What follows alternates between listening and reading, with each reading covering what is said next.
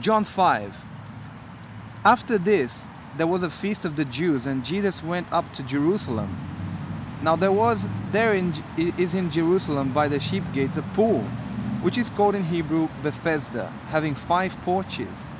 In these lay a great multitude of sick people, blind, lame, paralyzed, waiting for the moving of the water. For an angel went down at a certain time into the pool and stirred up the water.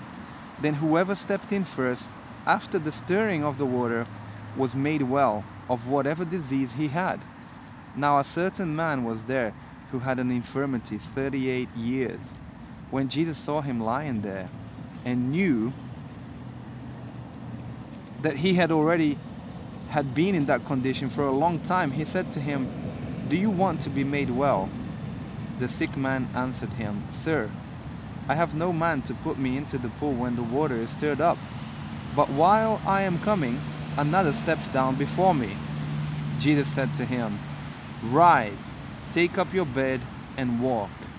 And immediately the man was made well, took up his bed and walked. And that day was the Sabbath. The Jews therefore said to him who was cured, "It is the Sabbath.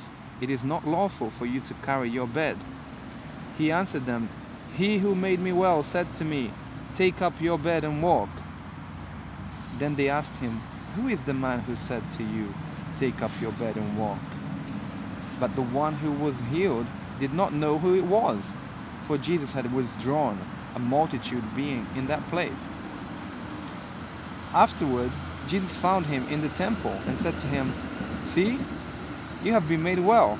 Sin no more, lest the worst thing come upon you." The man departed and told the Jews that it was Jesus who had made him well. For this reason, the Jews persecuted Jesus and sought to kill him, because he had done these things on the Sabbath. But Jesus answered them, "My Father has been working until now, and I have been working." Therefore the Jews sought all the more to kill him, because he not only broke the Sabbath, but also said that God was his Father, making himself equal with God. Then Jesus answered and said to them, "Most assuredly I say to you, the Son can do nothing of himself, but what he sees the Father do, for whatever he does, the Son also does in like manner. For the Father loves the Son, and shows him all things that he himself does, and he will show him greater works than these, that you may marvel.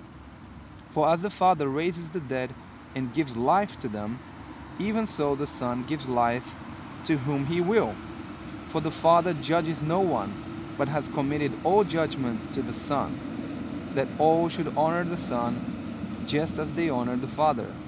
He who does not honor the Son does not honor the Father who sent him. Most assuredly I say to you, he who hears my word and believes in him who sent me has everlasting life, and shall not come into judgment, but has passed from death into life. Most assuredly I say to you, the hour is coming, and now is, when the dead will hear the voice of the Son of God, and those who hear will live.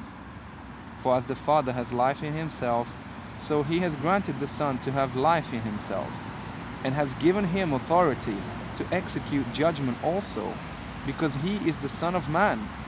Do not marvel at this, for the hour is coming in which all who are in the graves will hear his voice, and come forth, those who have done good to the resurrection of life, and those who have done evil to the resurrection of condemnation. I can of myself do nothing.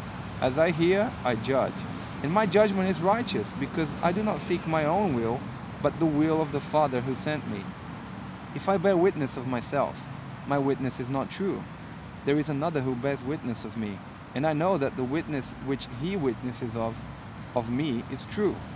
You have sent to John, and he has borne witness to the truth. Yet I do not receive testimony from men. But I say these things that you may be saved. He was the burning and shining lamp, and you were willing for a time to rejoice in his light. But I have a greater witness than John's, for the works which the Father has given me to finish, the very works that I do, bear witness of me, that the Father has sent me.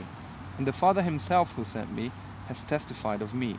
You have neither heard his voice at any time, nor seen his form, But you do not have his word abiding in you, because whom he sent, him you do not believe. You search the scriptures, for in them you think you have eternal life, and these are they which testify of me. But you are not willing to come to me that you may have life. I do not receive honor from men, but I know you, that you do not have the love of God in you. I have come in my Father's name, and you do not receive me. If another comes in his own name, you will receive him. You will receive. How can you believe, who receive honor from one another, and do not seek the honor that comes from the only God? Do not think that I shall accuse you to the Father. There is one who accuses you, Moses, in whom you trust. For if you believed Moses, you would believe me, for he wrote about me.